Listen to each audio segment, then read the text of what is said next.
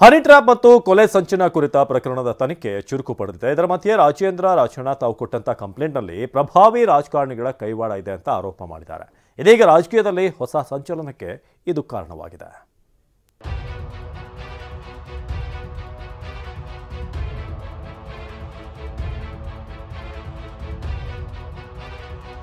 ತುಮಕೂರಿನ ಕ್ಯಾತ್ಸಂದ್ರ ಠಾಣೆಯಲ್ಲಿ ಕೈ ಎಂಎಲ್ಸಿ ರಾಜೇಂದ್ರ ರಾಜಣ್ಣ ಕೊಲೆ ಸಂಚು ಪ್ರಕರಣ ದಾಖಲಾಗಿದೆ.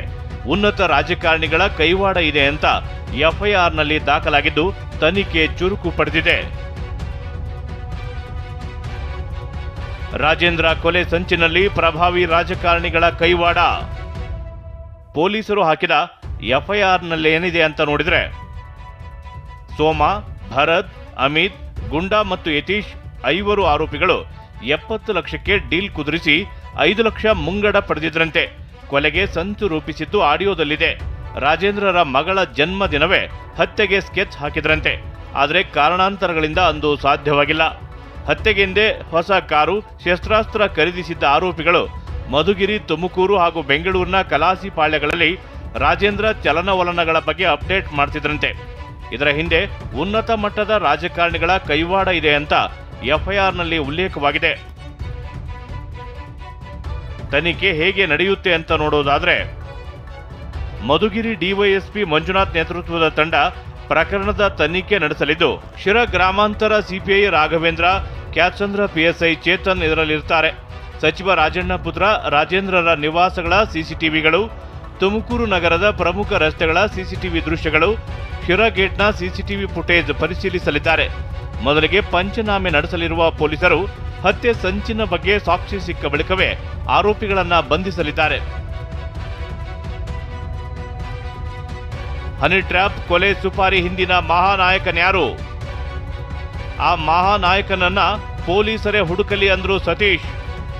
ಹನಿ ಟ್ರ್ಯಾಪ್ ಮತ್ತು ಕೊಲೆ ಸಂಚಿನ ಹಿಂದೆ ಮಹಾನಾಯಕನಿದ್ದಾನೆ ಅನ್ನೋ ಚರ್ಚೆ ರಾಜಕೀಯ ವಲಯದಲ್ಲಿ ಕೇಳಿ ಬರ್ತಿದೆ.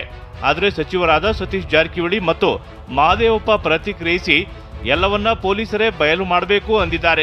ಸಿಡಿ ಬಂದ್ರೆ ಮಹಾನಾಯಕ, ಹನಿ ಟ್ರ್ಯಾಪ್ ಆದ್ರೆ ಮಹಾನಾಯಕ, ಕೊಲೆ ಸುಪಾರಿ ಆದ್ರೆ ಮಹಾನಾಯಕ. ಯಾರು ಸರ್ ಅವ್ರು? ಹಂಗಾದ್ರೆ ಇಲ್ಲ ನಾವೆಲ್ಲಿ ಹುಡುಕೋದು ಇವ್ರು ಅವ್ರೆ ಅಂತ ಹೇಳಿಕ್ಕೆ ಆಗೋಲ್ಲ. ಸೊ ಪೊಲೀಸ್ ಇನ್ವೆಸ್ಟಿಗೇಷನ್ ಮಾಡ್ತಾರೆ, ಮಾಡಲಿ, ಕಾದು ನೋಡೋಣ. ಇನ್ವೆಸ್ಟಿಗೇಷನ್ಗೆ ರೆಫರ್ ಮಾಡಿದ್ದಾರೆ. ಇನ್ವೆಸ್ಟಿಗೇಷನ್ಲಿ ಏನು ಬರುತ್ತೆ that will be known after the investigation. ಯಾರು ಸರ್ ಅವ್ರು ಪ್ರಭಾವಿ? ಅವಕ್ಕೆ ನೈಸೆ ಅವಾಗಂತ ಕೊಟ್ಟಿದ್ದಾರೆ. ಅದು ಇನ್ವೆಸ್ಟಿಗೇಷನ್ ಆಗುತ್ತೆ.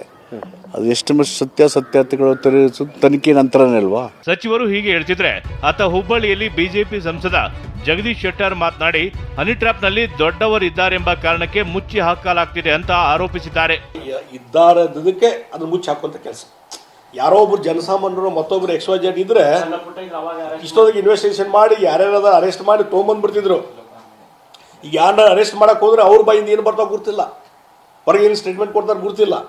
ಆ ಹೆದರಿಕೆ ಇದೆ.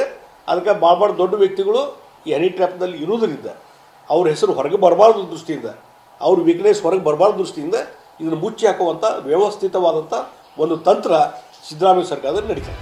ಹನಿ ಟ್ರ್ಯಾಪ್ ಕೊಲೆ ಯತ್ನದ ಹಿಂದೆ ಇರೋ ಆ ಮಹಾನಾಯಕ ಯಾರು ಅಂತ ತನಿಖೆಯಿಂದ ಹೊರಬರಬೇಕು. ಮಹಾನಾಯಕನ ಹೆಸರು ಬಯಲಾದ್ರೆ ರಾಜ್ಯ ರಾಜಕೀಯದಲ್ಲಿ ಭೂಕಂಪ ಸಂಭವಿಸೋದು ಗ್ಯಾರಂಟಿ. Bureau report, TV9.